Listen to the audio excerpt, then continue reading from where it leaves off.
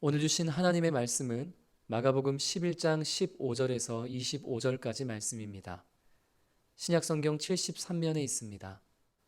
마가복음 11장 15절에서 25절까지 말씀을 우리 함께 읽도록 하겠습니다. 그들이 예루살렘에 들어가니라. 예수께서 성전에 들어가사 성전 안에서 매매하는 자들을 내쫓으시며 돈 바꾸는 자들의 상과 비둘기 파는 자들의 의자를 둘러엎으시며 아무나 물건을 가지고 성전 안으로 지나다님을 허락하지 아니하시고 이에 가르쳐 이르시되 기록된 바 내 집은 만민이 기도하는 집이라 칭함을 받으리라고 하지 아니하였느냐.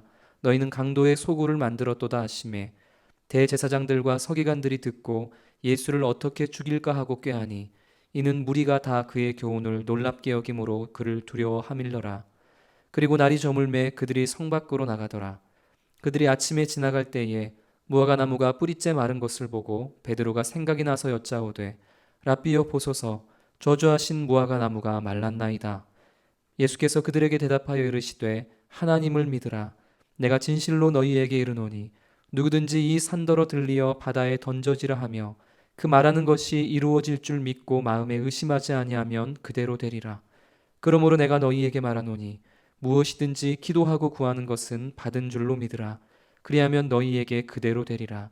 서서 기도할 때에 아무에게나 혐의가 있거든 용서하라. 그리하여야 하늘에 계신 너희 아버지께서도 너희 허물을 사하여 주시니라 하시니라. 아멘.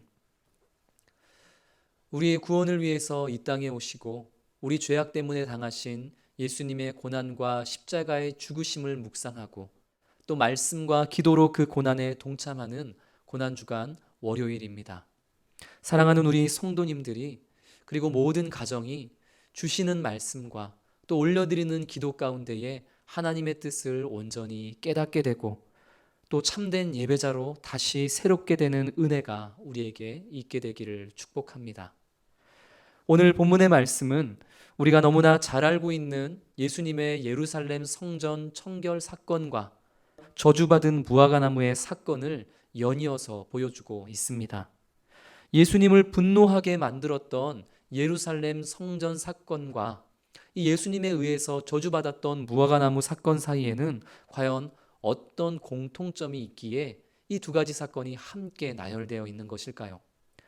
답부터 말씀드리면 둘 다 외적으로는 무엇 하나 부족함이 없는 정상적인 상태처럼 보였지만 내면의 상태는 전혀 정상적인 것이 없었다는 바로 그러한 공통점이 있습니다. 먼저 예수님 당시의 예루살렘 성전을 확인해 보겠습니다. 그 당시 예루살렘 성전은 헤롯 대왕에 의해서 새롭게 확장되어 건축된 매우 화려한 건물이었습니다. 당시의 예루살렘 성전이 얼마나 크고 웅장하고 아름다웠는지 마가복음 13장 1절 말씀을 보면 한 제자가 예수님을 향해서 예수님, 이 성전의 돌들이 얼마나 굉장한지 보십시오. 예수님, 이 성전의 건물들이 얼마나 아름다운지 보십시오 라고 감탄하는 모습을 우리는 말씀 속에 확인해 볼 수 있습니다. 외형만이 아니라 당시 성전에서는 매일매일 희생제사가 드려졌고 또 절기를 지키기 위해 수많은 순례자들이 방문하는 등 그 성전의 기능적으로도 무엇 하나 문제가 없어 보이는 모습을 우리는 확인해 볼 수 있습니다. 예수님께서 성전 안, 아마도 이방인의 뜰로 여겨지는 곳에서 희생 제물을 매매하는 자들의 상과 의자를 둘러엎으셨는데 신명기 14장의 말씀을 보면 이 멀리서 성전까지 희생 제물을 데려오기가 힘든 사람들은 돈으로 희생 제물을 사서 하나님께 드리는 것이 허락되었기에 성전 안에서 희생 제물을 매매하는 이 매매 자체도 그렇게 큰 문제가 될 수는 없는 상황이었습니다. 또 출애굽기의 말씀을 근거해서 이스라엘 20세 이상의 남자들은 1년에 성전세 반세겔을 내어야만 했는데 당시 로마와 헬라 돈을 그대로 낼 수 없었기에 성전 안에 환전상이 있는 것 또한 당연한 것이었습니다. 이처럼 당시의 성전은 그 외형도 크고 웅장하고 아름다웠고 또 기능적으로도 전혀 아무런 문제가 없어 보였는데 도대체 무엇 때문에 예수님은 그토록 분노하셨던 것일까요? 예수님께서 그들의 외형이 아닌 전혀 정상적이지 않은 그들의 내면의 중심을 보셨기 때문입니다. 성전에서 희생 제물을 사고 파는 이들의 마음에는 흠이 없는 최상의 것을 하나님께 올려드리겠다라는 중심은 온데간데 없었습니다. 어차피 믿는 자로서 해야 할 일, 어차피 하나님의 백성으로 드려야 될 것들을 좀 더 편하게 수월하게 하고자 하는 그런 마음, 그리고 그 마음을 돈벌이 수단으로 여기는 마음만이 성전 안에 가득했던 것입니다. 오늘 본문 16절의 말씀을 보면 예수님께서 아무나 물건을 가지고 성전 안으로 지나다니는 것을 허락하지 않으셨다라고 기록하고 있습니다. 이 말씀을 통해 당시 백성들이 두렵고 떨림으로 하나님의 성전으로 나아오는 것이 아니라 성전을 지름길 삼아서 편하게 가로질러 다녔다라는 사실을 우리는 확인해 볼 수 있는 것입니다. 외형적으로는, 기능적으로는 정상적인 듯 하나 그 내면은 주님 앞에서 전혀 비정상적이었던 이들을 향해 예수님께서는 분노하셨고, 마침내 내 집은 만민이 기도하는 집이라 칭함을 받아야 하거늘 너희는 강도의 소굴을 만들었다라고 말씀하셨던 것입니다. 뒤이어 나오는 저주받은 무화과 나무는 이처럼 겉만 그럴듯했던 성전이 앞으로 어떤 결과를 맞이하게 될지를 상징적으로 보여주는 것이라 할 수 있습니다. 잎은 풍성하면서도 그 안에 열매를 맺을 만한 능력이 결여되어 있던 나무는 뿌리째 말라버렸습니다. 마찬가지로 하나님이 기뻐하시는 참된 예배를 드리지 못하는 성전, 외형은 그럴듯하고 성전의 기능은 굴러가고 있지만 그 내면이 하나님을 기쁘시게 하지 못하는 성전 또한 그리 될 것이라는 말씀입니다. 이 두 사건 끝에 예수님께서는 제자들을 향하여서 믿음과 기도에 대해서 말씀하셨습니다. 오늘 본문 22절부터 25절까지의 말씀이죠.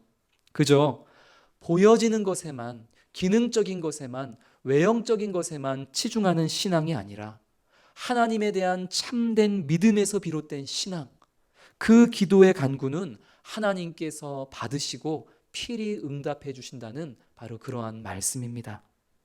보여지는 것만을 추구했던, 그러나 그 내면은 죽어 있었던 예루살렘 성전은 뿌리째 말라버린 무화과 나무처럼 매우 허망하고도 허탈하게 파괴되고 말았습니다. 그러나 예수 그리스도께서 완전한 성전이 되어 주심으로 우리의 구원과 회복의 길을 열어주셨습니다. 더 나아가서 성경은 바로 저와 우리 성도님들이 하나님의 성전이요 그리스도의 몸이요 교회라고 고린도전서 3장 16절 말씀과 에베소서 5장 27절 말씀을 통해 분명하게 말씀하고 계십니다. 사랑하는 우리 부산 사랑의 교회 성도 여러분, 올해 우리 교회의 표어가 무엇입니까? 우리가 교회입니다. 우리가 곧 성전인 것입니다. 그렇다면 우리는 어떤 성전이 되어야 하겠습니까? 코로나로 인해서 예배당에 나오지 못한다고 해서, 코로나로 인해 교회가 늘 해왔던 봉사와 섬김과 훈련과 사역들을 감당하지 못한다고 해서, 그런 외형적인 기능들이 멈춰 있다고 해서 우리가 제대로 된 성전이 되지 못하는 것이겠습니까? 아닙니다. 오히려 교회의 외형적인 여러 기능들이 멈춰 있는 이때가 바로 성전된 우리의 내면을 다듬어야 할 기회의 때인 줄로 믿습니다. 말씀과 기도로 하나님과의 관계를 이때에 더욱더 바르게 세워가시는 우리 성도님들 되기를 원합니다. 어디서든지, 가정에서든 직장에서든 누군가와 함께하든 우리 몸을 하나님이 기뻐하시는 거룩한 산 제물로 드릴 수 있는 그런 참된 예배를 회복하는 우리 성전된 성도님들이 되시기를 소망합니다. 또 어제 우리가 주일 설교를 통해 들었던 바와 같이 우리가 떡으로만 사는 것이 아니라 말씀을 회복하는 일에 더욱더 열심을 쏟는 그런 성전된 우리 모든 성도님들이 되시기를, 그러니 고난주간이 되기를 주님의 이름으로 축복합니다.